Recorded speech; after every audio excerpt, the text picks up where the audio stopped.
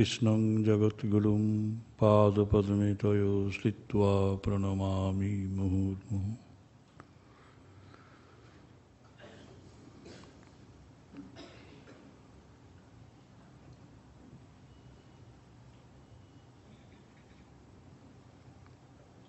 ওম তব কথামৃতম তপ্তজীবনম কবিভিরীড়িতম কল্মষাপহম শ্রবণমঙ্গলম শ্রীমৎ আততম ভুবি গণন্তি যে ভুরিদা জন।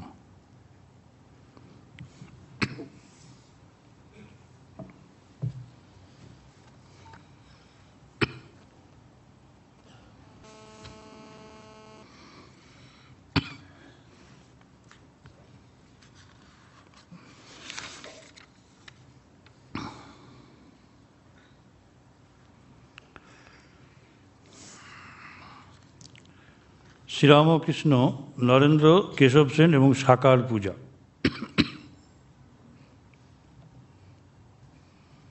অর্থাৎ দ্বৈতবাদ এবং অদ্বৈতবাদ নিয়ে আমাদের যে দ্বন্দ্ব,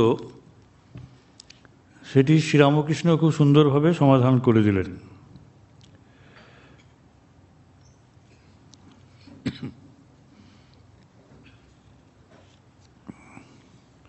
কথামৃতের মূল অংশে দ্বৈতভাবের প্রাধান্য বেশি। আমরা যে কথাটা শুনি, তুমি জানো আর নাই জানো তুমি Ram, whether you know or not you are Ramo himself. তুমি জানো আর নাই জানো তুমি ভগবান। এই কথাগুলো সেরকম গুরুত্ব পায়নি এবং সেই জন্যই শ্রীরামকৃষ্ণদেব স্বামীজিকে যে কথাগুলো বলেছিলেন অধিকারী ভেদে, সে কথাগুলোর অর্থ স্বামীজির কাছে অন্যরকম মনে হয়েছিল এবং তিনি বেরিয়ে এসে গিরিশ ঘোষকে বলেছিলেন, যদি দিন যায়, দিন পায়, যদি সেরকম দিন আসে, আমি এই অপূর্ব তত্ত্ব সমাজে প্রতিষ্ঠা করব, সারা জগতে ছড়িয়ে দেব। এবং এটাই জীবনদায়ী তত্ত্ব। That has been the life giving message of Sri Ramakrishna, যে সবাই মানুষ মাত্রেই দেবতা। কিন্তু এটি মানুষ মাত্রেই দেবতা, মানুষ সব সমান, মানুষ সব ভগবান, এটি কিন্তু অদ্বৈত তত্ত্বের পুরো ব্যাখ্যা নয়। অদ্বৈত তত্ত্ব কখনোই এই কথা বলেনি যে মাল্টিপ্লিসিটি অফ গড হেড, এটা নেই। অদ্বৈত তত্ত্ব বলছে যে একই আছে, আর কেউ নেই, সেই আত্মাই আছেন, সেই ব্রহ্মই আছেন, আর নেই। আত্মা ব্রহ্ম এক। কিন্তু এখানে অনন্ত আত্মাকে বলা হয়েছে, বহু আত্মা। কিন্তু সে আত্মায় একত্র কীভাবে, যে সবারই ভেতরে সেই আত্মা রয়েছেন, সব মানুষের ভেতরে আত্মা আছেন, অতএব সব মানুষ দেবতা। এই যে বহুর ভেতরেও যে এক, এই জিনিসটা শ্রীরামকৃষ্ণদেব বললেন, প্রচার করলেন। স্বামীজি ধরতে পেরেছিলেন সেই কথাটি, কিন্তু অন্যেরা তার দ্বৈত ভাবের ভেতরে থেকে, অর্থাৎ ভক্ত এবং ভগবান আলাদা, কালী এবং কালীর ছেলে রামকৃষ্ণ আলাদা, এটা আমরা জেনেছিলাম। কিন্তু তিনিই যে আবার অদ্বৈত সাধনা করে সে কালীকে পর্যন্ত কেটে দিয়েছিলেন খড়গ দিয়ে, এবং সেই অদ্বৈত সাধনায় সর্বভূত ঈশ্বর দর্শন, সেইটাই তার উপজীব্য হয়েছিল, এই কথাটা গুরুত্ব তত পায়নি। এবং সেই জন্যই দ্বৈতবাদ এবং অদ্বৈতবাদ, যে বস্তুত দ্বৈতবাদ নেই, অদ্বৈতই রয়েছে, এটি শ্রীরামকৃষ্ণের সর্বশেষ সিদ্ধান্ত। কিন্তু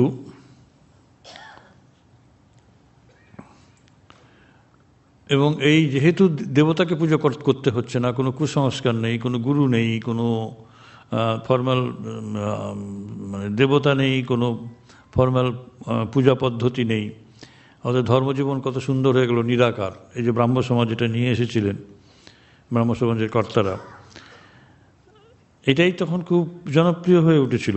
এবং দ্বৈতবাদ, অর্থাৎ ভক্ত ভগবান, এইসব বৈষ্ণব ভগবান, কৃষ্ণ নারায়ণ, এগুলিকে আমাদের সেরকম গুরুত্বপূর্ণ বলে মনে হচ্ছিল না শিক্ষিত সমাজের ভেতরে। কিন্তু কেশব সেন শিষ্যবৃন্দ লইয়া দক্ষিণেশ্বর কালীবাড়িতে ঠাকুর শ্রীরামকৃষ্ণকে দর্শন করিতে গিয়াছিলেন। সেই কথা এখন পরিশিষ্টে আসছে, কারণ মূল বডি মূল বডি অফ রামকৃষ্ণ শ্রীরামকৃষ্ণ কথামৃতে এর ব্যাখ্যা তিনি দেননি। এবং এটা আপনাদের জানা দরকার যে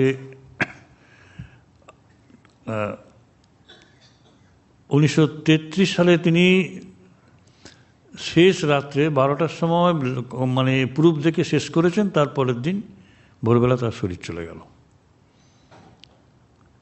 মানে এতদিন ধরে মানে প্রায় 25, 26, 37, 38 বছর ধরে কথামৃতর উপর তার মন পড়েছিল এবং তিনি দেখলেন যে আমার ওইগুলো লেখা তো হয়নি এইভাবে, ঠাকুরের ওই কথাগুলোর উপর গুরুত্ব স্বামীজি যেভাবে পরবর্তীকালে বিভিন্ন মানে বক্তৃতায় দিয়েছেন সেগুলোর উপর তো ইনজাস্টিস হচ্ছে। তখন তিনি এইগুলো বললেন যে তিনি দর্শন করিতে গিয়েছিলেন, সে বর্ণনা আছে ভেতরে, কিন্তু সেখানে যে মুড পয়েন্ট যে কেশবের সঙ্গে নিরাকার অনেক কথা হতো, নিরাকার ঈশ্বর সম্বন্ধে অনেক কথা হতো কেশবের সঙ্গে। শ্রীরামকৃষ্ণদেব তাহাকে বলিতেন, আমি মাটির বা পাথরের কালি মনে করি না। তোমরা ব্রাহ্মণরা দক্ষিণেশ্বরে আসো না,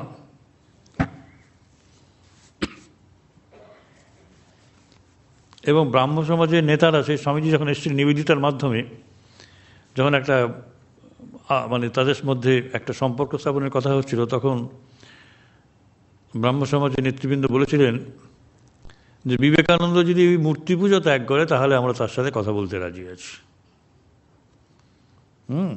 এই মানে এত দূর। কিন্তু ইতিমধ্যে ব্রাহ্ম সমাজকে তো ভেঙে দিয়েছেন, 3 টুকরো করে দিয়েছেন স্বামীজি ঠাকুর, কেশব সেনকে নিয়ে নববিধান করে দিলেন।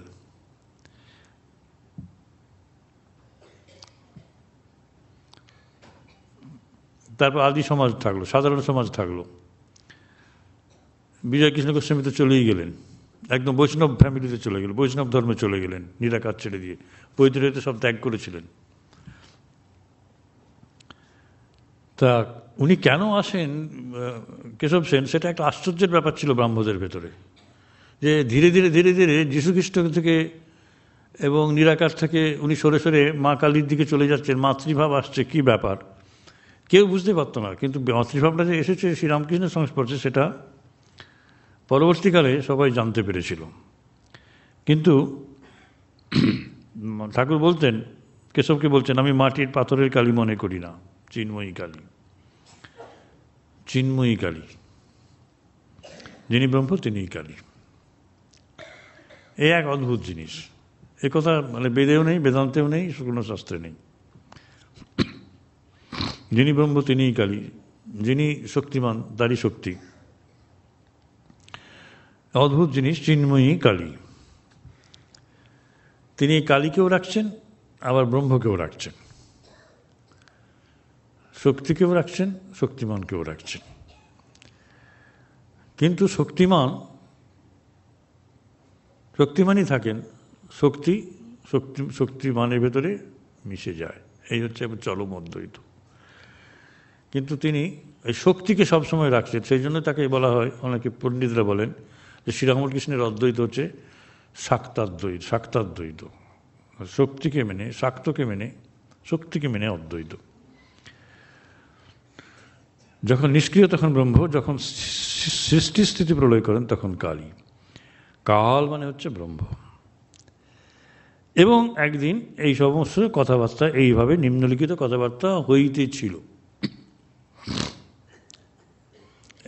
পরিশিষ্টের সঙ্গে ওইটা তোমাদের ওইখানে হচ্ছিল কথাবার্তা, তিনি বলিলেন এরকম। কিন্তু এখানে যেহেতু রিক্যাপিচুলেশন হচ্ছে ওইগুলোর, এখানে তিনি নিজেই কথামৃতের ব্যাখ্যা করছেন। বলছেন, একদিন নিম্নলিখিত কথাবার্তা তাহাদের মধ্যে হইতেছিল। শ্রীরামকৃষ্ণ কেশবের প্রতি কীরকম জানো? যেন সচ্চিদানন্দ সমুদ্র কুল কিনারা নাই, ভক্তিহীনে এই সমুদ্রের স্থানে স্থানে জল বরফ হয়ে যায়। স্থানে স্থানে যেন জল বরফ আকারে জমাট বাঁধে। ভক্তের কাছে তিনি সাক্ষাৎ হয়ে কখনো কখনো সাকার রূপ হয়ে দেখা দেন। এই সাকার রূপে তিনি সর্বব্যাপী নন, নিরাকার যেমন সর্বব্যাপী, সাকার রূপে সেখানে এক জায়গায় থাকেন। সত্যিই তো, আমি যদি দেহবোধে দেহকে নিয়ে যদি থাকি, তা আমি যে জায়গায় দাঁড়িয়ে আছি সে জায়গায় তো আর কেউ দাঁড়াতে পারেন না। সর্বব্যাপী তো সেখানে থাকে না। তা ভক্ত ভক্তি এই সব থাকে। তা ব্রহ্মজ্ঞান সূর্য উঠলে সে বরফ গলে যায়, ব্রহ্মসত্য জগৎ মিথ্যা, এই বিচারের পর সমাধি হলে রূপটুপ সব উড়ে যায়। রূপটুপ উড়ে যায় মানে কি, তার যে কৃষ্ণের রূপ আছে, কালীর রূপ আছে, বিষ্ণুর রূপ আছে, মহাদেবের রূপ আছে, এসব আর থাকে না। তখন কি মুখে বলা যায় না, মন বুদ্ধি অহং তত্ত্ব দ্বারা তাকে ধরা যায় না। এটি হচ্ছে আসল কথা। মন এবং বুদ্ধি, শরীর তো নেই, শরীরও জড়, মনও জড়, বুদ্ধিও জড়, বুদ্ধিও অনাত্মা। এবং মন বুদ্ধি চিত্ত অহংকার এইসব নিয়ে অহংতত্ত্ব দ্বারাও তাকে ধরা যাবে না, কারণ এগুলো হচ্ছে বিষয়ের গোচর বস্তু, জড়। ঠিক যেমন আমরা গভীর ঘুমে আমাদের অবস্থা বুঝতে পারি না, যেখানে মন নেই, বুদ্ধিও নেই, অহংও নেই, কিচ্ছু নেই। ওই অবস্থাটাই হচ্ছে ব্রহ্মের অবস্থা, আত্মার অবস্থা। এগুলো মিথ্যা নয়, এই তত্ত্বটা মিথ্যা নয়, এটাই ঠিক। আমরা শুধু জাগ্রত স্বপ্ন এই নিয়েই ব্যস্ত,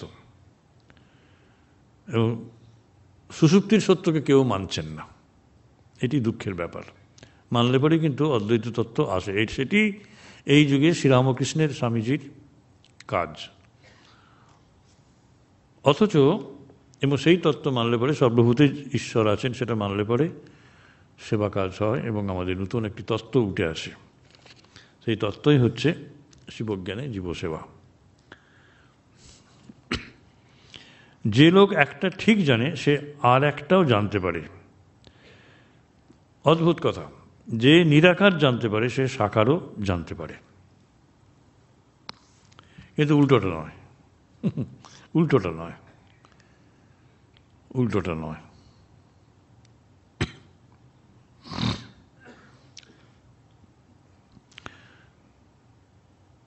যে লোক একটা ঠিক জানে সে আর একটাও জানতে পারে। অর্থাৎ এই জীবজগতের মাঝখানে যে চরম সত্য, যেটা সে ঠিক ঠিক জানে, সে আরেকটাও জানতে পারে। অর্থাৎ জীবজগতের যে কী অস্তিত্ব সেটাও জানতে পারে। যে নিরাকার জানতে পারে সে সাকারও জানতে পারে। ঠাকুরের কথা যে ছাদে উঠেছে, সে সিঁড়ি দিয়ে উঠেছে, সিঁড়িগুলো তো জানবেই, কিন্তু উল্টোটা ঠিক নয়।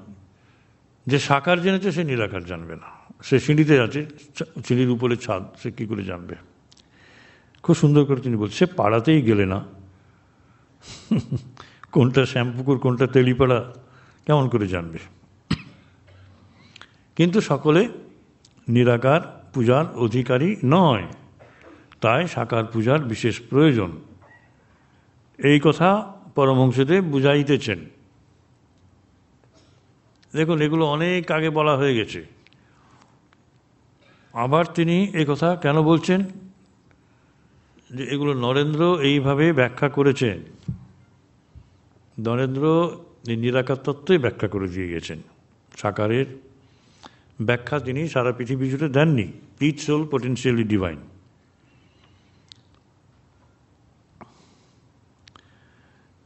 এবং বলছেন যে এই দেশে সাকার পূজা হয়।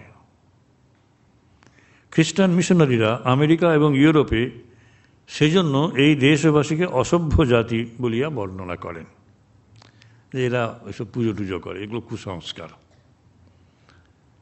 এই কুসংস্কার, এটা আমাদের ব্রাহ্ম সমাজ, আর্য সমাজ, প্রার্থনা সমাজ, থিওজফি, এরা সবাই তাই ভাবতেন। এই জন্যই স্বামীজি বলেছিলেন যে সংস্কারগণকে আমি বলিতে চাই, তাহাদের চেয়ে আমি অতি বড় সংস্কারক, অতি বড় সংস্কারক। তার কারণ তার কারণ তারা ভাবছেন যে এই পুজো অর্চনা করা এটা হচ্ছে একটা কুসংস্কার। সাকার পুজো এটা কুসংস্কার। হিন্দু ধর্মের, সনাতন ধর্মের একটা বড় অংশ সাকার। তার উপনিষদের অংশ বাদ দিলে পুরাণ, ভাগবত, গীতা এসব তো সাকার। এতে সাকার ভাগই বেশি আছে। ভাগবত এত প্রিয় সাকারের জন্য, সেখানে নিরাকার তত্ত্বের ব্যাখ্যা অন্যভাবে করা হয়, সত্য সেটাও। সেজন্য বলছেন যে তারা অসভ্য জাতি বলে মনে করেন। তারা বলেন ভারতবাসীরা পুতুল পুজো করেন এবং তাদের অবস্থা সেই জন্য শোচনীয়। এবং স্বামীজি বললেন যে না, আমরা পুতুল পুজো করি না। At the very outset, I may tell you there is no polytheism in India. In every temple, if one stands by and listens, one will find the worshippers applying all the attributes to God to these images. ঈশ্বরকে ভাবিতে গেলেই সাকার চিন্তা বই কিছু আসিতে পারে না। এই কথা সাইকোলজির সাহায্যে স্বামী বুঝাইতে লাগিলেন এবং তিনি বলিলেন, Why does a Christian go to church? Why is the cross so holy? খ্রিস্টানরা চার্চে যায় কেন? তাদের ক্রস এত পবিত্র কেন? Why is the face turned towards the sky in prayer? প্রার্থনা করার সময় আকাশের দিকে তাকিয়ে প্রার্থনা করি কেন? Why are there so many images in the Catholic Church? তারা বলছে নিরাকার নিরাকার করে, যিশুর ছবি কেন? মন্দিরটা, মসজিদটা, চার্চটাই তো হচ্ছে নিরাকারের, সাকারের ব্যাপার। টেম্পল আছে। Why are there so many images in the minds of Protestants when they pray? My brethren, we can no more think about anything without a material image than we can live without breathing. সুতরাং আমরা নিঃশ্বাস প্রশ্বাসের মতোই image ছাড়া, মা বললেই তো মায়ের মূর্তিটা আসে, বাবা বললে বাবার মূর্তি আসে। এই বাবা মাকে নিরাকার ভাবি কি করে? মন যখন চলে যায় তখন নিরাকার। কিন্তু খ্রিস্টানরা বা ইসলামের যে সমস্ত ফলোয়ার, তারা কি মন এবং বুদ্ধিকে বাদ দিয়ে সমাধি অবস্থার কথা চিন্তা করে না কেউই। সবাই মন বুদ্ধি নিয়েই উপাসনা করে এবং বলে বেড়াচ্ছে আমরা নিরাকারের সাধক। নিরাকারের সাধক নয়,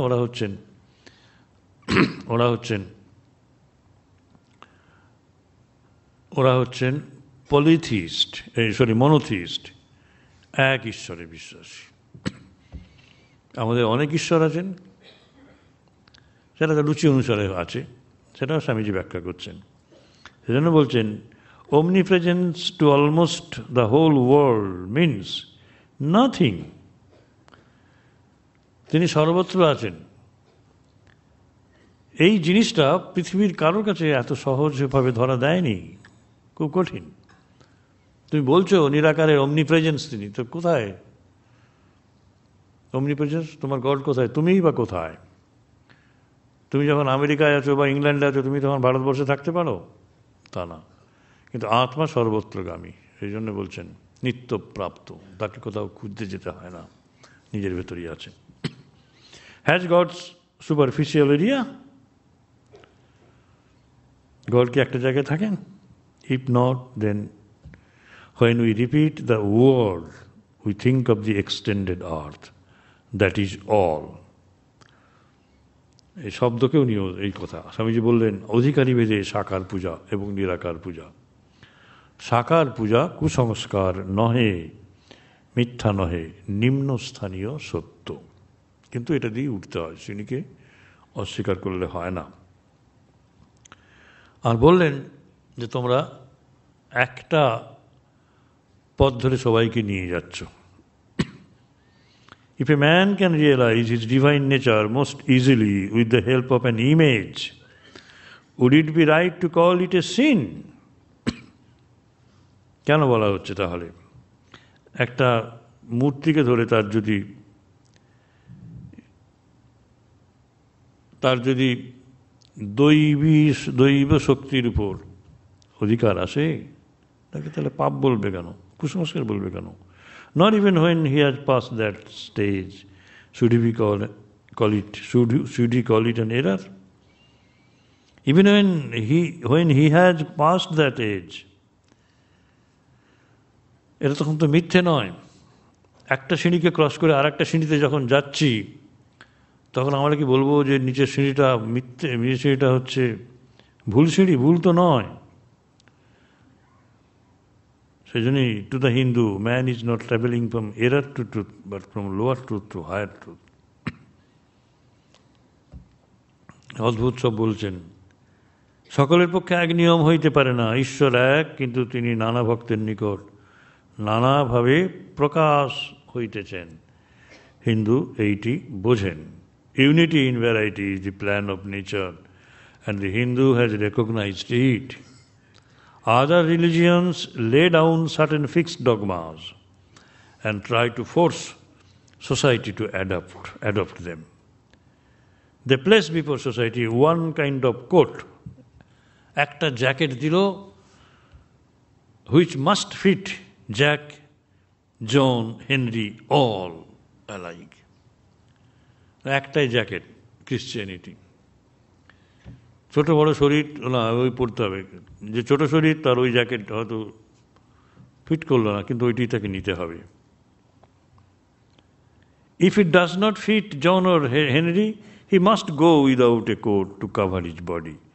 The Hindus have discovered that the absolute can be realized, thought of or stated only through the relative.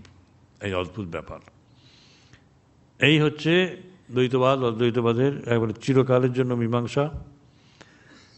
Absolute অর্থাৎ অদ্বৈতবাদ কোথায় সত্য?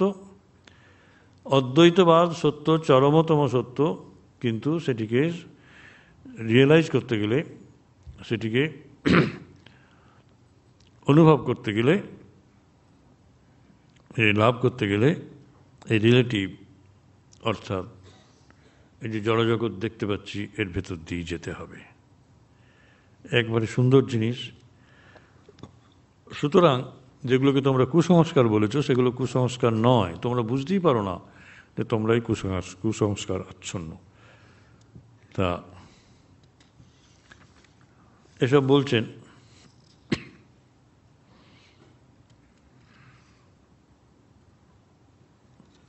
কারণ স্বামীজি যখন ওইসব কথাগুলো বলছেন বিদেশে, তখন তার মন চিন্তিত হয়েছে, মনে তার চিন্তাটা এসেছে, তাহলে আমি যা লিখেছি তাহলে সেটা তো একটু কোয়ালিফাই করতে হয়, এগুলোকে ঢোকাতে হবে। এবং এগুলো তো ভালো কথা, আমরা শুধু বলে যাচ্ছি না সাকারই ভালো, আমরা পুতুল পুজো নিয়ে থাকবো, তোমাদের কি তাতে? কিন্তু এটা যে প্রয়োজন কোথায় সেটা তো বোঝাতে হবে। এবং স্বামীজি সেভাবে বোঝাচ্ছেন।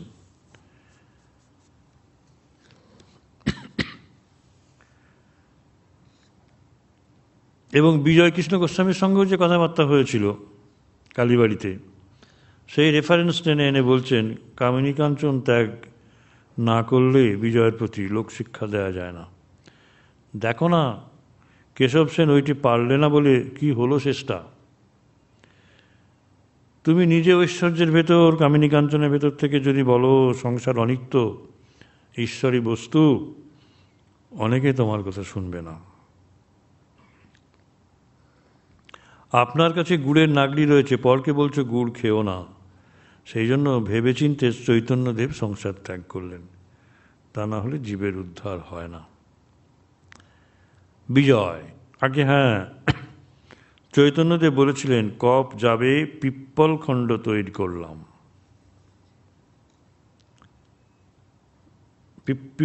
পিপুল খণ্ড মানে হচ্ছে পিপুল খণ্ড হচ্ছে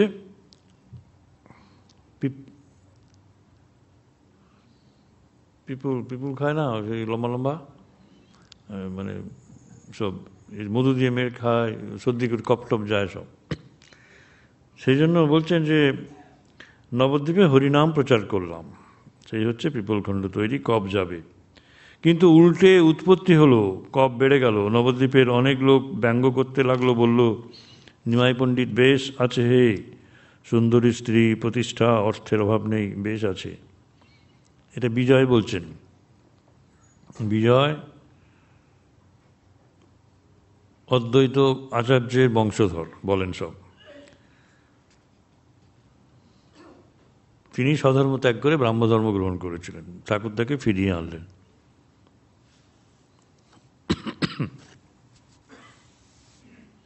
কিন্তু দুঃখের কথা, তার যে সমস্ত শিষ্যরা সব বই টই লিখেছেন, সেখানে এসে ঘটনা তো কথাই নেই, বরং শ্রীরামকৃষ্ণের নাম পর্যন্ত সেখানে নেই।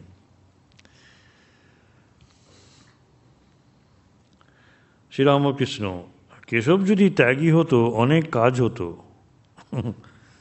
ঠাকুর সুন্দর বলছেন, ছাগলের গায়ে খত থাকলে আর ঠাকুর সেবা হয় না, বলি দেওয়া যায় না।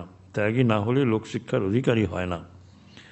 গৃহস্থ হলে কজন তার কথা শুনবে? ঠাকুর বললেন, এবার মাস্টারমশাই বলছেন, স্বামী বিবেকানন্দ কামিনী কাঞ্চন ত্যাগী, তাই তাহার ঈশ্বর বিষয়ে লোকশিক্ষা দেবার অধিকার। বিবেকানন্দ বেদান্তে ও ইংরেজি ভাষা এবং দর্শন প্রভৃতিতে পণ্ডিত, অগ্রগণ্য। তিনি অসাধারণ বাগ্মী, সেই কি তাহার মাহাত্ম্য? ইহার উত্তর ঠাকুর শ্রীরামকৃষ্ণ দেবেন। কি দেবেন? দক্ষিণেশ্বরের কালীবাড়িতে ভক্তদের সম্বোধন করিয়া পরমহংসদেব 1882 খ্রিস্টাব্দে স্বামী বিবেকানন্দ সম্বন্ধে বলিতেছেন, এই ছেলেটিকে, তখন তার বয়স 19-20, দেখছো এখানে একরকম দুরন্ত ছেলে, বাবার কাছে যখন বসে যেন জুজুটি, আবার চাঁদনিতে যখন খেলে তখন আর এক মূর্তি। এরা নিত্যসিদ্ধের থাক, নিত্যসিদ্ধ। এরা সংসারে কখনো বদ্ধ হয় না। নিত্যসিদ্ধ কথাটা ঠাকুরের কয়নি, সুন্দর কথা। নিত্যই সিদ্ধ হয়ে আছে, এদের এদের ইভলিউশন হয় না, এদের চিন্তাধারা প্রথম থেকেই ঠিক আছে। প্রথমে ভুল ছিল, এখন ঠিক হলো, এসব নয়। ক্রমবর্ধমান এসব নয়। এরা সংসারে কখনো বদ্ধ হয় না, একটু বয়স হলেই চৈতন্য হয় আর ভগবানের দিকে চলে যায়। এরা সংসারে আসে জীবশিক্ষার জন্য। এদের সংসারের বস্তু কিছু ভালো লাগে না। সেই বেদে হোমা পাখির কথা বললেন বিবেকানন্দ, এই হোমা পাখি তার জীবনের এক লক্ষ্য মার কাছে চোঁচা দৌড় দিয়ে উঠে যাওয়া, গায়ে মাটি না ঠেকতে ঠেকতে, সংসার স্পর্শ না করতে করতে ভগবানের পথে অগ্রসর হওয়া। বিবেকানন্দ শুধু পণ্ডিত নহেন যে বেদান্তে, ইংরেজি ভাষাতে, দর্শনেতে পণ্ডিত, অসাধারণ বাগ্মী, এই কি তার পরিচয়? ঠাকুর শ্রীরামকৃষ্ণ তার উত্তর দেবেন, এই দিচ্ছেন। মাস্টারমশাই বলছেন, তিনি পণ্ডিত নন শুধু, তিনি সাধু, তিনি মহাপুরুষ। শুধু পাণ্ডিত্যের জন্য ইংরেজ আর আমেরিকাবাসীগণ ভৃত্যের মতো তাহার সেবা করেন নাই। তাহারা বুঝিয়াছিলেন ইনি আর এক জাতীয় লোক। সম্মান, টাকা, ইন্দ্রিয় সুখ, পাণ্ডিত্য প্রভৃতি লইয়া লোকে রইয়াছে, ইহার কিন্তু এক লক্ষ্য, ঈশ্বর লাভ।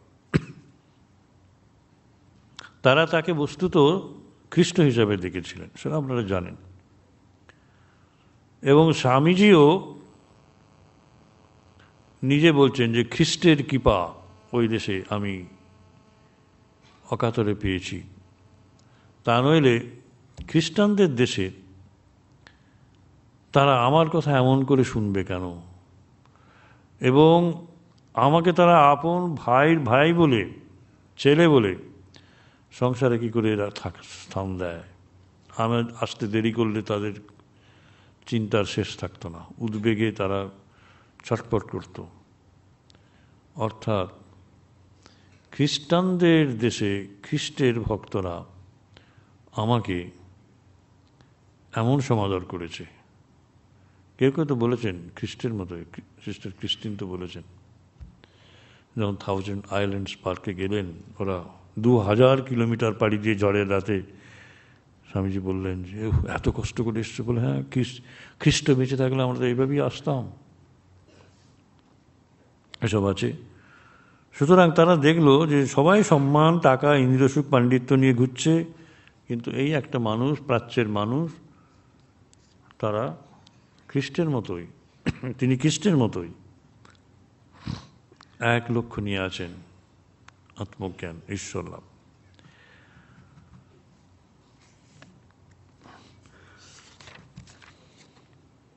কিন্তু আমেরিকায় তাহার প্রলোভন কম হয় নাই। এই জগৎব্যাপী প্রতিষ্ঠা, তাহাতে উচ্চবংশীয় সুশিক্ষিত মহিলাগণ আসিয়া আলাপ এবং সেবা করিতেন। তাহারা এত মোহিনী শক্তি যে তাহাদের মধ্যে অনেকে তাহাকে বিবাহ করিতে চাহিতেন। একজন অতি ধনাঢ্যের কন্যা সত্য সত্য একদিন তাহাকে বলিয়াছিলেন, স্বামী, আমার সর্বস্ব এবং আমাকে আপনাকে সমর্পণ করিলাম। স্বামী তদুত্তরে বলিলেন, ভদ্রে, আমি সন্ন্যাসী, আমার বিবাহ করিতে নাই, সকল স্ত্রীলোক আমার মাতৃসমান। মাস্টারমশাই বলছেন, ধন্যবীর, তুমি গুরুদেবের উপযুক্ত শিষ্য। তোমার গাত্র যথার্থ এই পৃথিবীর মৃত্তিকা স্পর্শ করে নাই, হোমা পাখির মতোই। তুমি প্রলোভনের রাজ্য হইতে পলায়ন করো নাই, তাহার মধ্যে থাকিয়া শ্রীনগরে বাস করিয়া ঈশ্বরের পথে অগ্রসর হইয়াছ। শ্রীনগর মানে শ্রী সৌন্দর্যের নগরেই জগৎ, জগৎকে শ্রীনগর বলা হয়। তুমি সামান্য জীবের নাই দিন কাটাইতে চাহ নাই, তুমি দেবভাবের জ্বলন্ত দৃষ্টান্ত রাখিয়া এ মর্তধাম ত্যাগ করিয়া গিয়াছ।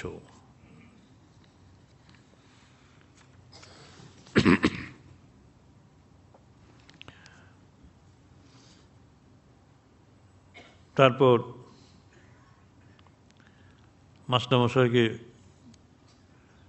মাস্টারমশাই এই কথা একটা লেখেননি, এই জন্য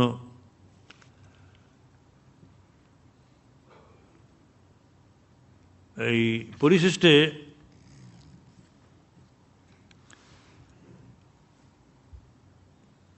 লিখছেন, নরেন্দ্রনাথ এবং অন্যান্য যারা শিষ্য ছিলেন ঠাকুরের বালক ভক্ত, তাদের সামনে এক কথা বলতেন ঠাকুর, এবং অন্যেরা থাকলে অন্য কথা বলতেন। সেই জন্যই কথামৃতের যে চিন্তাধারা, সেটা মাস্টারমশাইকে যেটা বলা হয়েছে সেটাই, এটুকু মনে রাখা দরকার। কিন্তু একদিন ঠাকুর যখন পীড়িত হয়ে কাশীপুরে আছেন, তখন নরেন্দ্রনাথকে ডেকে একদিন বললেন যে, বাবা, এখানে যেন কেউ কারণ পান না করে, ধর্মের নাম করে মদ্যপান ভালো নয়। আমি দেখেছি যেখানে ওরূপ করেছে সেখানে ভালো হয় নাই। আমরা তন্ত্র আলোচনা করি ঠিকই, তন্ত্রে পঞ্চমকারের কাহিনী আছে, এবং শ্রীরামকৃষ্ণ ঠাকুরকে, নরেন্দ্রনাথকে বলেও ছিলেন যে ওটাও একটা পথ, কিন্তু ওই রকম সুচিতা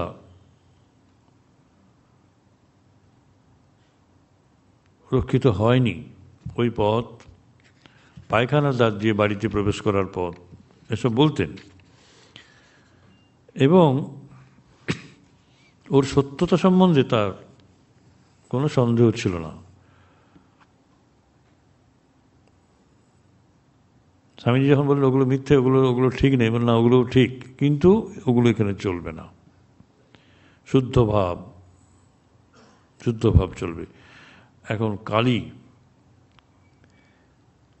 কালীর পূজারী তিনি সব আচারগুলো মেনেছেন, শাস্ত্রের আচার, কিন্তু কোনো জিনিসই তাকে ভোগ করতে হয়নি। তন্ত্রের কঠিন ব্যাপার সব নরমাংস তিনি হাত দিয়ে জিভে স্পর্শ করেছেন, কারণ বাড়িও জিভে স্পর্শ করেছেন, কপালে টিপ দিয়েছেন, দিয়ে প্রমাণ করেছেন যে না এগুলো সব ঠিক, কিন্তু এখানে যেন সেরকম না হয়। আপনারা জানেন যে স্বামী শারদানন্দজি এবং যোগীন মা ওরা দুজনে তান্ত্রিক মতে দীক্ষা নিয়ে তন্ত্র সাধনা করেছিলেন।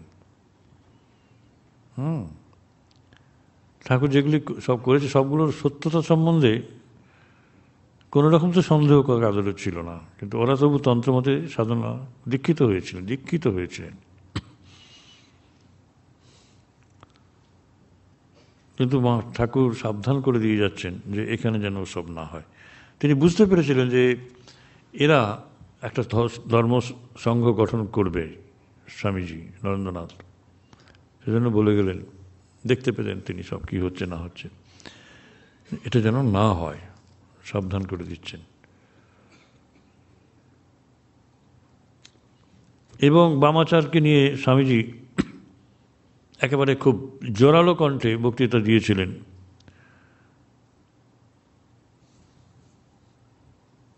শোভাবাজারে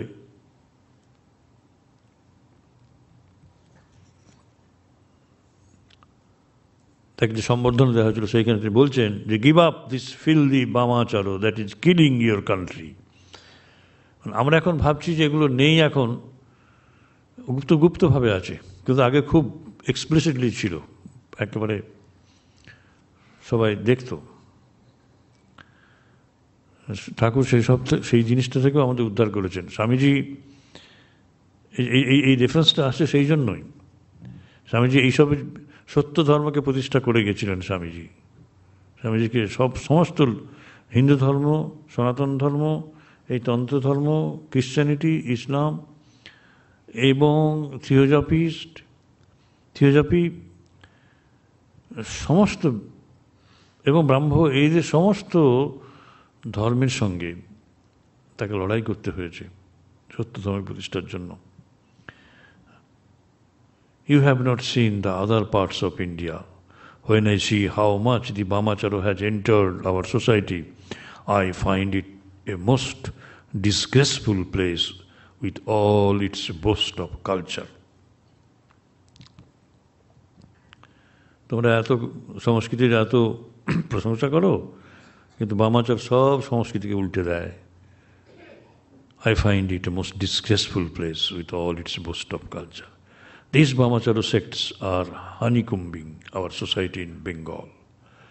Those who come out in the daytime and preach most loudly about Acharo, it is they who carry on the most horrible debauchery at night and are backed by the most dreadful books.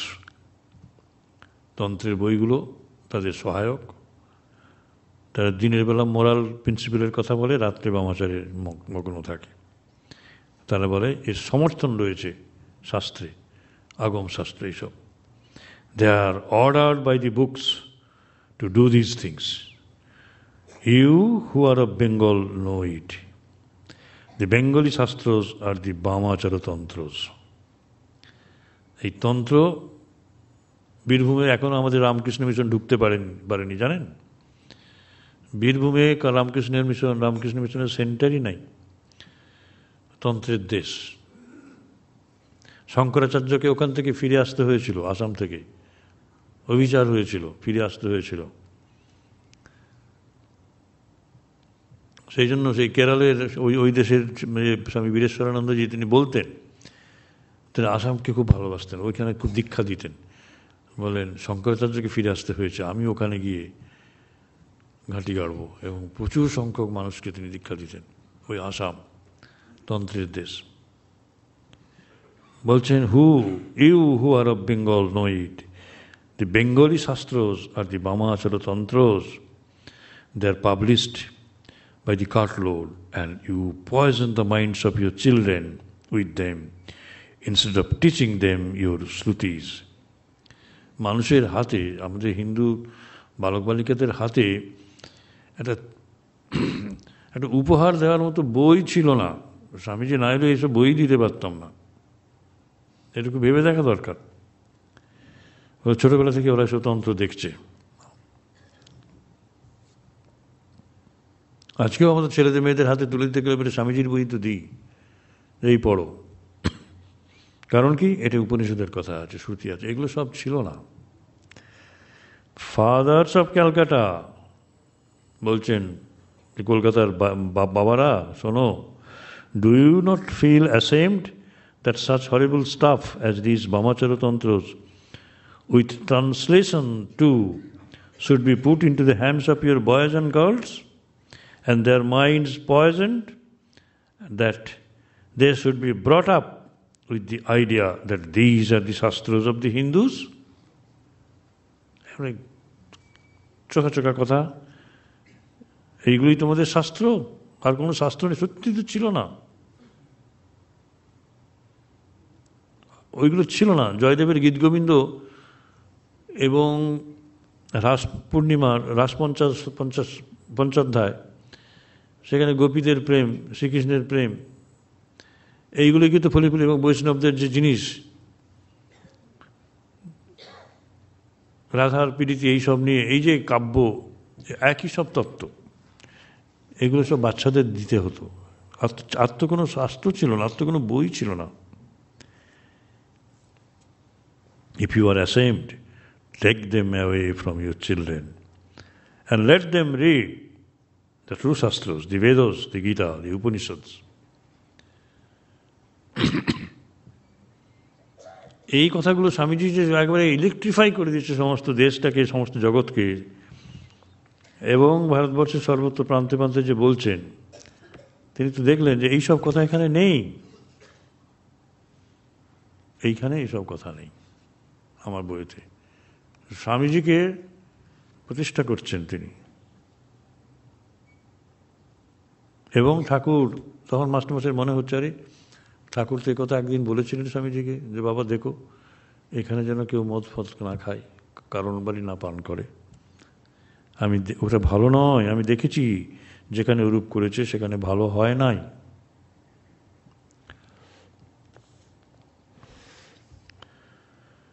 আমি সেদিনে বলেছিলাম যে ঠাকুর একটা গুহ্য কথা বলেছিলেন।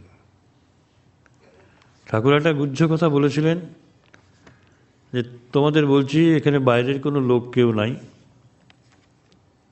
সেদিন দেখলাম আমার ভেতর থেকে সচ্চিদানন্দ বাইরে এসে রূপ ধারণ করে বললে আমি যুগে যুগে অবতার। দেখলাম পূর্ণ আবির্ভাব, তবে সত্যগুণের ঐশ্বর্য। এটা আমি সেদিন ব্যাখ্যা করেছিলাম। আমি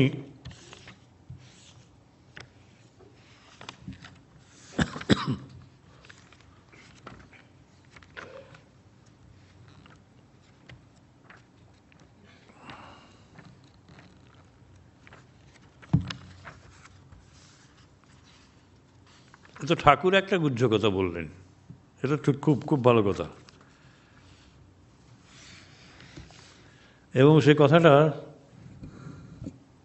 আমাদের কাছে সত্যি অত্যন্ত কঠিন লেগেছে।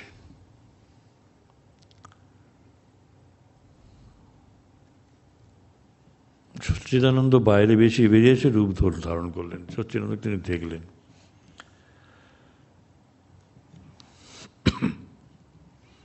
কিন্তু ভগবান শ্রীকৃষ্ণ গীতাতে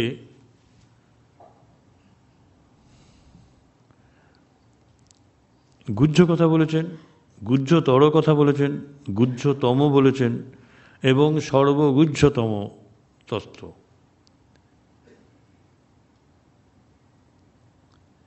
সব জেনারেল তত্ত্ব বলে গেছেন, কিন্তু বলছেন যে ভক্ত শ্রী মে সখা চেতি রহস্যম হি এতদ উত্তমম। তুমি ভক্ত, তুমি সখা, তোমাকে একটা গুহ্য কথা বলি, এই গোপনীয় গুহ্য তত্ত্ব, সেই তত্ত্ব তোমাকে বলছি। That is the most secret, the secret thought theory. এবং সেটি বলছেন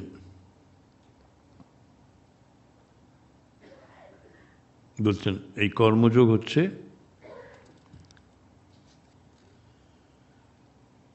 গুহ্য তত্ত্ব।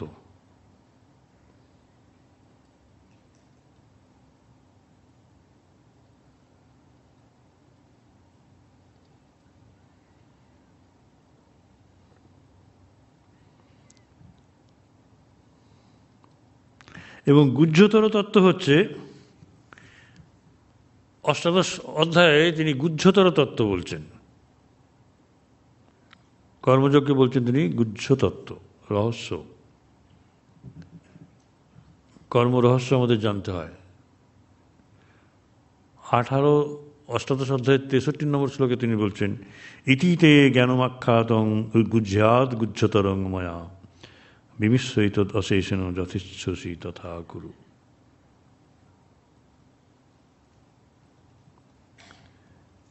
এই যোগ কর্মসু কৌশলম, যোগ হচ্ছে কর্মে কৌশল অবলম্বন, দক্ষতা, কর্মে দক্ষতা এলে পরে যোগ হচ্ছে সেটাই efficiency, dexterity in action, activity is yoga. অদ্ভুত কথা, কেউ বলে না যে আমার কাজটা আমি খুব দক্ষতার সঙ্গে করছি, আমি সেই জন্যই আমি যুক্ত হয়ে আছি।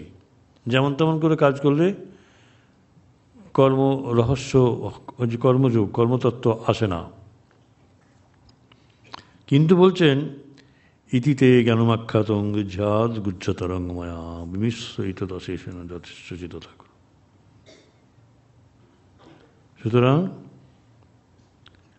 কর্মযোগ বা কর্মকুশলতা অবশ্যই গুপ্ত রহস্য, কিন্তু পরবর্তী স্তরে এই যে জ্ঞান হলো সেটা হচ্ছে গুহ্যতর, জ্ঞান হচ্ছে গুহ্যতর। কিন্তু আপনারা হয়তো ভাবছেন যে কথাগুলো, এই শব্দগুলো আমাদের তৈরি না, গুহ্যতর, এই গুহ্যতর কথাটা এলো, আবার গুহ্যতম কথা আসবে, সর্বগুহ্যতম কথাটা আসছে। কীরকম আসছে? ইতি গুহ্যতমং শাস্ত্রম ইদম উক্তং ময়া নঘ এতদ বুদ্ধ বুদ্ধিমান সৎ কৃতকৃত্যস্য ভারত। এটা বলছেন পঞ্চদশ অধ্যায়ে 20 নম্বর শ্লোকে। ইতি গুহ্যতমং শাস্ত্রম ইদম উক্তং, আমি গুহ্যতম শাস্ত্র বললাম, গুহ্যশাস্ত্র, গুহ্যতর শাস্ত্র, গুহ্যতম শাস্ত্র আমি তোমাকে বলছি। সেই শাস্ত্রটা কি? পঞ্চদশ অধ্যায়ে আপনারা জানেন কি শাস্ত্র? পুরুষোত্তম। তিনি বলছেন যে এই পুরুষোত্তম যে বাসুদেব, নিত্য শুদ্ধ চৈতন্য স্বরূপ, এটি হচ্ছে গুহ্যতম শাস্ত্র, সত্তত্ব। এবং নবম অধ্যায়ে তিনি বলছেন ইদং তুতে গুহ্যতমং প্রবক্ষ্যামি অনসূয়বে জ্ঞানং বিজ্ঞান সহিতং যজ্ঞাত্বা মোক্ষসে সুবাত। তুমি আমার প্রতি অনসূয়, অর্থাৎ তুমি আমার প্রতি অসূয়াপ নেই, প্রকাশ করনি, আমাকে ভালোবাসো, ঈর্ষা করো না, সেই জন্য তোমাকে গুহ্যতম তত্ত্ব বলবো।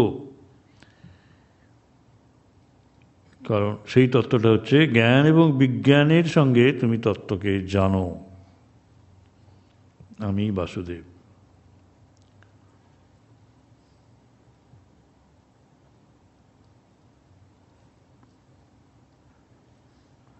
আমি বাসুদেব সমস্ত জগতে পরিব্যাপ্ত হয়ে আছি।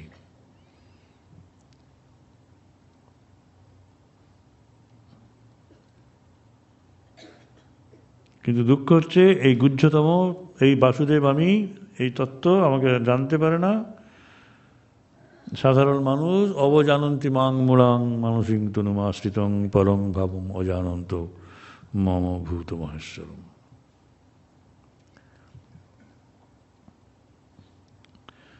সর্বকর্তৃত্ব তারই এইসব, এই যে বাসুদেব। আর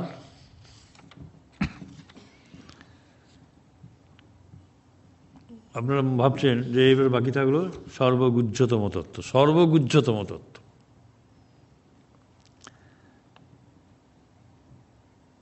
বলছেন সর্বগুহ্যতমং ভূয় শৃণু মে পরমং বচ ইষ্টসি মে দৃঢ়মিতি তত বক্সামি তে হিতম।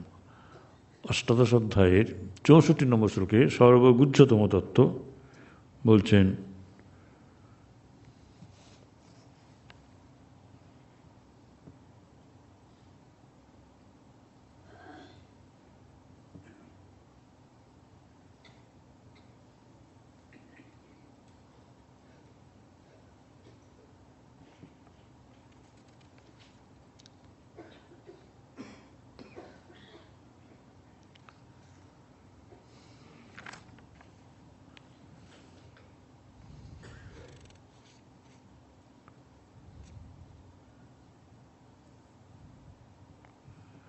এই ক্ষর এবং অক্ষর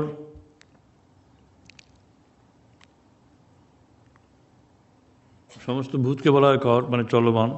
অক্ষর হচ্ছে কূটস্থ।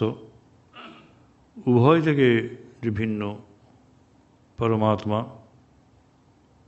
আমি ক্ষর থেকে ভিন্ন, অক্ষর থেকে উত্তম, পুরুষোত্তম। খর অক্ষর পুরুষোত্তম, খর অক্ষর, এই দ্বিবিধ পুরুষের কথা বলা হলো। বস্তুত খর বা জড় পুরুষ, জড়বর্গ পুরুষ নয়, কিন্তু পুরুষের উপাধি।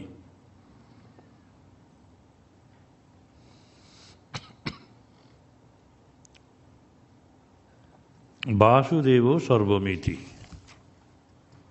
স মহাত্মা সুদুর্লভ, এই হচ্ছে সর্বগুহ্যতম শাস্ত্র, মানে তত্ত্ব। এবং সেই জন্যই বলছেন যে মনমনা ভবন মজ্জা জীবন নমস্কার, ওইখানে সব বলে বলে যাচ্ছেন। সর্বগুহ্যতম শাস্ত্র, সর্বগুহ্যতম শাস্ত্র তত্ত্ব 64 নম্বর শ্লোকে 18 অধ্যায় বলছেন। তারপরে সেটাই বলছেন, ব্যাখ্যা করছেন যে সর্বগুহ্যতম শাস্ত্র তত্ত্ব হচ্ছে এইটাই, যে তুমি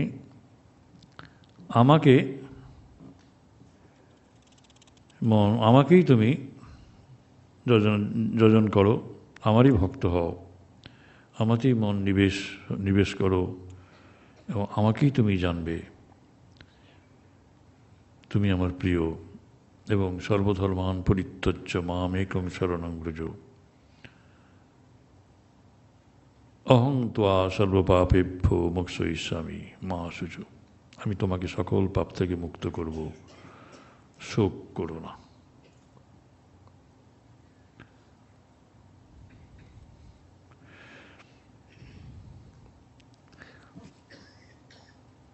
এই মনমনা ভবমদ ভক্ত মজ্জাজি মাং নমস্কুরু মামে বৈশ্বসী সত্যং তে প্রতি জানি প্রিয়সী, আমি প্রতিজ্ঞা করে বলছি তুমি আমাকে পাবে। কিন্তু নবম অধ্যায় তো ঠিক একই কথা বলেছেন, অন্য একটু ঘুরিয়ে। সবটাই আছে, মনমনা ভবমদ ভক্ত মজ্জাজি মাং নমস্কুরু মামে বৈশ্বসী যুক্তৈবম আত্মানং মত পরায়ণ। কারণ তার সবচেয়ে আগ্রহ হচ্ছে এইখানেই, এই জন্যই পুনরুক্তি হচ্ছে। একই কথা দুবার ধরে বলছেন, এটা সাধারণত হয় না। এই একই কথা দুবার বলেছেন, পঞ্চম অধ্যায়ে বলেছেন, আবার দ্বাদশ অধ্যায়ে বলেছেন, সর্বভূত হিতে রতা, সমস্ত জীবজগতের কল্যাণের জন্য যিনি আছেন আমার প্রিয়, সর্বভূত হিতে রত।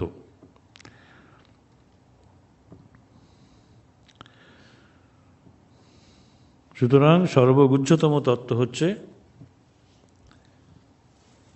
সেই পুরুষোত্তমে বা অক্ষর পুরুষে বাসুদেবে ভক্তি।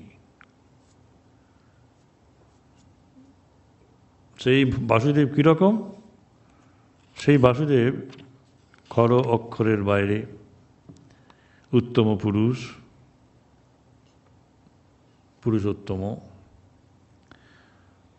এবং এই যে ভক্তি, এই ভক্তি কিন্তু জ্ঞান ভক্তি, যেটা আমি কথামৃতের প্রথমে দিকে বলতাম। ঠাকুর জ্ঞান ভক্তি দেবেন, জ্ঞান দেবেন না। ঠাকুরকে পীড়াপিড়ি করেছিলেন। অর্থাৎ আমার পুরুষোত্তম রূপ যদি কেউ জানতে পারে, ওটি হচ্ছে অদ্বৈত তত্ত্ব, অদ্বৈত বেদান্ত। কিন্তু অদ্বৈত তত্ত্ব, অদ্বৈত বেদান্ত ধুলায় গড়াগড়ি দিয়েছে বৃন্দাবনে, এটা বলছেন ভাগবত। নেচেছে, স্বয়ং অদ্বৈত তত্ত্ব নেচেছে সেই পুরুষোত্তম রূপে, সেই শিশু, সেও পুরুষোত্তম। সুতরাং মনমনা ভগবত ভক্ত, এই ভক্তি হচ্ছে, এই ভক্তি কিন্তু ঈশ্বরে এইভাবে যে ভক্তি তা নয়, বাসুদেব সর্বম ইতি। সুতরাং গুহ্য তত্ত্ব হচ্ছে কর্ম, গুহ্যতর হচ্ছে জ্ঞান, গুহ্যতর। আর গুহ্যতম হচ্ছে পুরুষোত্তম, আর সর্বগুহ্যতম তত্ত্ব হচ্ছে ভক্তি তত্ত্ব। এই পুরুষোত্তমে ভক্তি। আমরা গীতার মধ্যে এইসব জিনিসগুলো পাই, কিন্তু এখানে ঠাকুর কিন্তু এই গুহ্যতরতম সর্বগুহ্যতম এইসব না বলে একটি কথা বলে গেলেন কথামৃতে, যেটি আমাদের ভগবানের যে এত কথা গীতাতে, আমাদের তো মনে হয়েছে যে তাকেও ছাড়িয়ে গেল। কি? এখানে বাহিরের লোক কেউ নাই, তোমাদের একটা গুচ্ছ কথা বলছি। সেদিন দেখলাম আমার ভেতর থেকে সচ্চিদানন্দ বাইরে এসে রূপ ধারণ করে বললে, আমি যুগে যুগে অবতার। দেখলাম পূর্ণ আবির্ভাব, তবে সত্যগুণের ঐশ্বর্য। নিজের কথা এইভাবে কে বলে? সর্বগুহ্যতম বলেছেন। এইরকম বাসুদেবে মনমনা ভবমদ ভক্ত মজ্জাজি মানুষ সর্বধর্মান পরিত্যজ্য মামেকং শরণং ব্রজ। আমি কে? আমি অন্তরাত্মা, হৃদ্দেশে অর্জুন তিষ্ঠতি, সবার হৃদয়ে আছি। এই বাসুদেব সর্বমিতি স মহাত্মা সুদুর্লভ। এই ভক্তি হচ্ছে সর্বগুহ্যতম তত্ত্ব। এইখানে দেখছেন যে আমি পূর্ণ আবির্ভাব নিজের সম্বন্ধে বলছেন। উনি বলছেন যে আমাকেই ভজনা করো।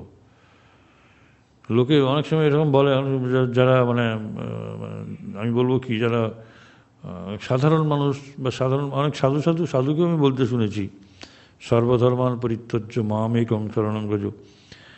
হ্যাঁ, বলো যে ভগবান শ্রীকৃষ্ণ বলছেন অর্জুনকে যে খ্রিস্ট ধর্ম ত্যাগ করো, ওই ধর্ম ত্যাগ করো, ইসলাম ধর্ম ত্যাগ করো। আমি বলি, আরে তখন খ্রিস্ট ধর্ম ইসলাম ধর্ম কোথায়? এসব বলছো কেন? স্যার কি এগুলো?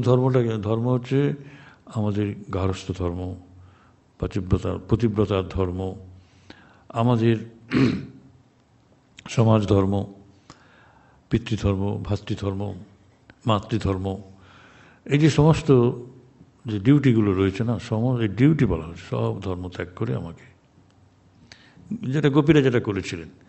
ধর্ম মানে কি? ধর্ম মত ত্যাগ করার কথা আসছেন। কিন্তু এখানে বললেন, দেখলাম পূর্ণ আবির্ভাব, তবে সত্যগুণের ঐশ্বর্য।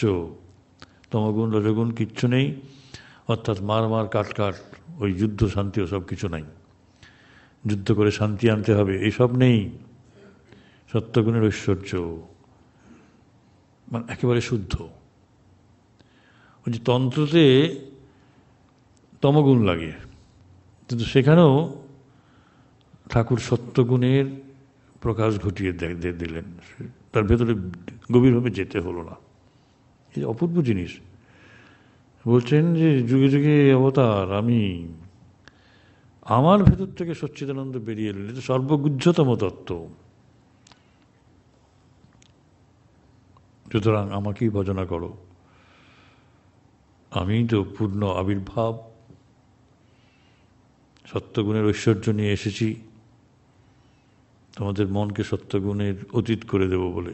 ব্যাস, ভগবান বলছেন আমারই ভজনা করো। সর্বধর্মান পরিত্যজ্য মামেকং শরণং ব্রজ।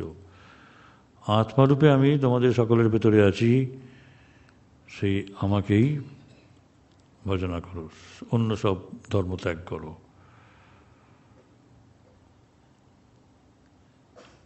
এটা যদি কথামৃতে শেষ হতো, শেষ কথা হতো, খুব ভালো হতো। কারণ ভগবানের গীতার শেষ কথা হচ্ছে সেইটাই, সর্বধর্মান পরিত্যজ্য মামেকং শরণং ব্রজ। এখন তুমি কাজ করছো, যুদ্ধ করছো, করো, তারপরে সব ছেড়ে দিয়ে আসবে আমার কাছে। সব ছেড়ে দিয়ে এই কর্তব্য বুদ্ধি সব যাবে, যেটা ভাগবত শুরু করেছেন। গোপীরা এসেছিলেন তার কাছে সব ত্যাগ করে, সব ধর্ম ত্যাগ করে। এইটাই শেষ হয়েছে গীতা সেখানে। এবং এখানে এখানে শেষ হচ্ছে, শেষ যদি হতো ভালো হতো, একটা অপূর্ব জিনিস। উদ্দেশ্য হচ্ছে এই পূর্ণ আবির্ভাব, একে গ্রহণ করো,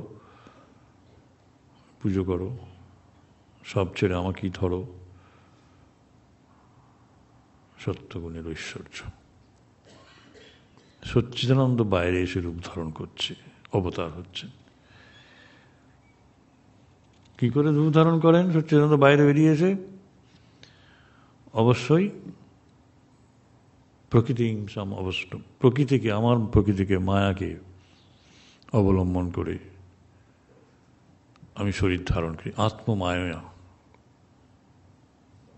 সেটার এখানে প্রমাণ পাচ্ছি, দেখিয়ে দিচ্ছেন ঠাকুর, যে সচ্চিদানন্দ স্বয়ং ব্রহ্ম বাইরে এসে রূপ ধারণ করছেন, এসে বলছেন আমি যুগে যুগে অবতার। দেখলাম পূর্ণ আবির্ভাব, সত্যগুণের ঐশ্বর্য।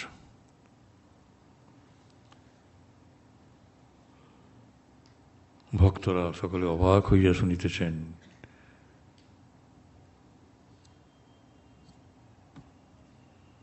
জয় মা, হরি ওম তৎসৎ।